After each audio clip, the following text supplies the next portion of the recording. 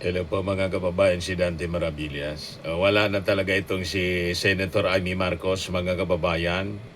Lubusan na siyang kinain. Nilamon ng masamang politika ng Duterte. Imagine mga kababayan, mantakin po ninyo. Ginamit pa niya yung Semana Santa. Ngayon, Lunes Santo, di ba? Ginamit pa niya para patuloy na siraan yung kanyang sariling kapatid. Gumawa ng video.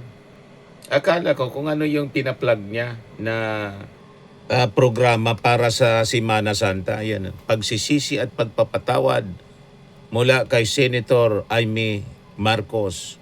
Part 1, Holy Monday, March 30. Part 2, Holy Tuesday, March 31. Yung pala, gagawa siya ng short video na malamang directed by Daryl Yap para siraan yung ating Pangulong Bongbong Marcos na sarili niyang kapatid. Ganon katindi ang masamang impluensya mga kababayan ng politika ng mga Duterte sa pag-ugali po ni Amy Marcos. Ganon nalason yung mismong pagkatao po ni Amy Marcos. Pakinggan po ninyo itong kanyang ginawang video. Talagang kasuklam-suklam. Nagdrama pa. Ginamit pa yung kanyang tatay. Talaga ba niya, Mr. Maravillas? Anak siya ng kanyang tatay? Iwan ko po, mga kababayan, kasi may mga lumalabas na kwento-kwento. Ito po, pakinggan ninyo yung mga pinagsasabi ni Amy Marcos sa kanyang video na malamang directed by Daryl Yap. Ito po. Buhay pa yung tatay ko. Ganitong panahon ng magsisemana Santa, nawawala na yun.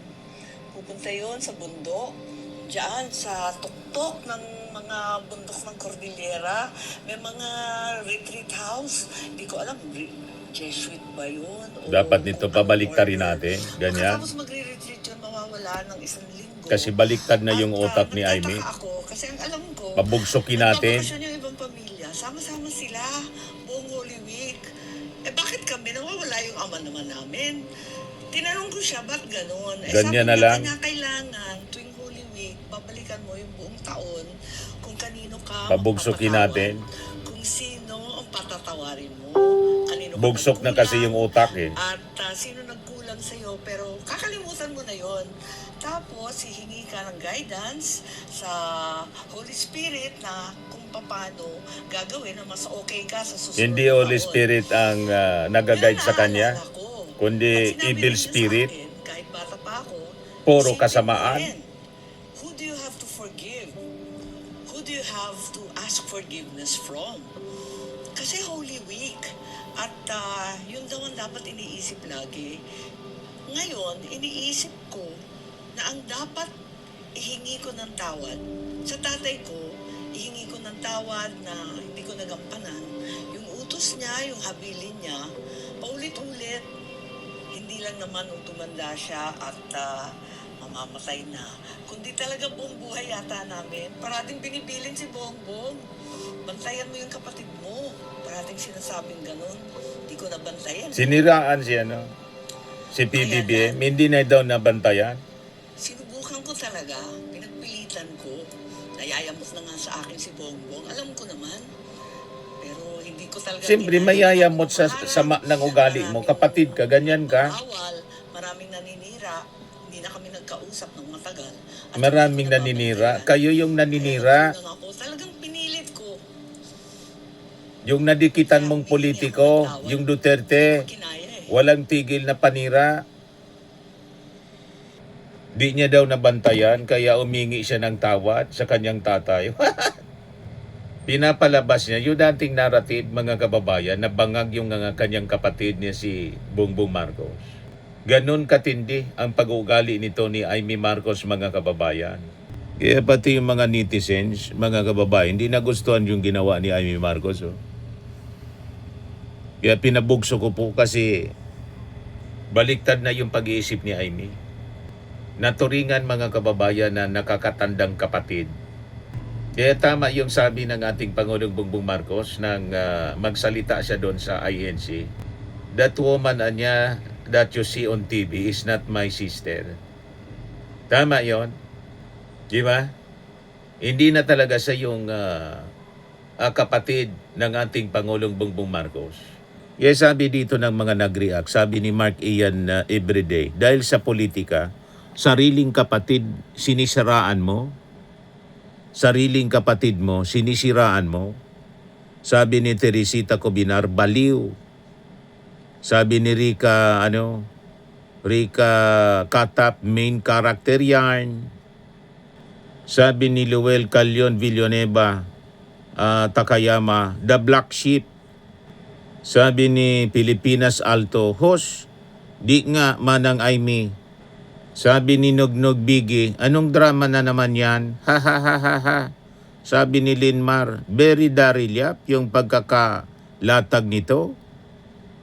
Sabi ni Liberty Honyo, so anong gusto mong palabasin? Sabi ni Linita Juan Siray, ambot ni mo, mabait si Bongbong. Mas mabait kaysa sayo. Di hamak na mas matalino siya. Kita mo? So tama yung description ng ating mga mamamayang Filipino, ng mga netizens kay Army Marcos. Black sheep. Masama yung pag-ugali. Hindi katulad ng kanyang kapatid na si Irene Marcos. Sana nga, mga kababayan, si Irene Marcos, magbago yung isip at sumabak sa politika. Walang hilig kasi sa politika si Irene Marcos. Si Irene Marcos, mga kababayan, siya yung nakuha yung talino ng kanyang tatay na si dating Pangulong Ferdinand Idralin Marcos Sr. at kamukhang-kamukha ni Bongbong Marcos. At yung kabaitan, mga kababayan, nakuha kay Bongbong Marcos. So, perfect sana, mga kababayan, kung si Irene Marcos ang siyang tumakbo bilang kapalit ng ating Pangulong Bongbong Marcos. Never itong si Aimee Marcos na ibang-iba ang pag-ugali. Pati nga yung tabas ng mukha, mga kababayan, malayo masyado sa mukha ni Bongbong Marcos at saka ni Irene Marcos. Kaya pati ako, parang natutokso na akong maniwala doon sa mga kumakalat na kwento, mga kababayan. Hindi na lang po pinapatulan ng first couple, pinapabayaan na lang yung kanyang mga panlalait. At kung siguro nag-ambisyon si Aimee Marcos, mga kababayan, na makatandim si Sara Duterte, parang malabo. Kasi ang pinalilitaw ngayon, mga kababayan, Duterte tandem. Gusto nang pakyawin, mga kababayan, yung posisyon sa gobyerno. Si Sara for president, si Baste ang vice presidente. Para yung set up sa Davao, mga kababayan. Siguro, strategy nila, mga kababayan, para kung halimbawa hindi makatakbo si Sara Duterte kasi na-impeach, si Baste ang gusto nilang itulak. Pero sabi nga po ng Marcos loyalist na si Benji Contreras, noong 2022 niya, binalak nila ang Sara Digong Duterte tandem. Pero dahil nakita nilang napakalakas ng kandidatura ni Bongbong Marcos, kaya hindi tinuloy ni Sara Duterte ang komandidato bilang Pangulo at naghain na lang ito ng kandidatura bilang re-electionist mayor ng Davao City. Ayon sa internal survey ng Malacanang noon, kung lalaban si Sara sa pagkapangulo, rank number 3 lang siya. Kaya naon siya ang pangarap ng mga Duterte at Didi Sheets, ang Duterte tandem. Ngayon na naman niluluto nila ang Sara Baste tandem. Nakala nila ay malakas na tandem sa 2028, pero umay na ang mga Pilipino sa mga Duterte. Tanging mga Didi Sheets na lang ang sumusuporta sa kanila. Dito nakikitang sobrang hayok at siba sa kapangyarihan ang mga Duterte. Gagawin nila ang lahat para makabalik sa Malacanang. May punto si Brother Benji. At ang nakakalungkot, ang isang Aimee Marcos, mga kababayan, mas kinampihan pa ang pamilya Duterte kaysa sa kanyang sariling kapatid. Sa bagay, May pagdududa ang iba na talagang totoong kapatid itong si Amy Marcos. Kasi sa pag-ugali pa lang, malayo sa Marcos, mga kababayan. Pati yung itsura niya malayo kay Irene Marcos at saka kay Bongbong Marcos. Yan siguro yung dahilan kung bakit kinakaya niyang manira sa kanyang kapatid.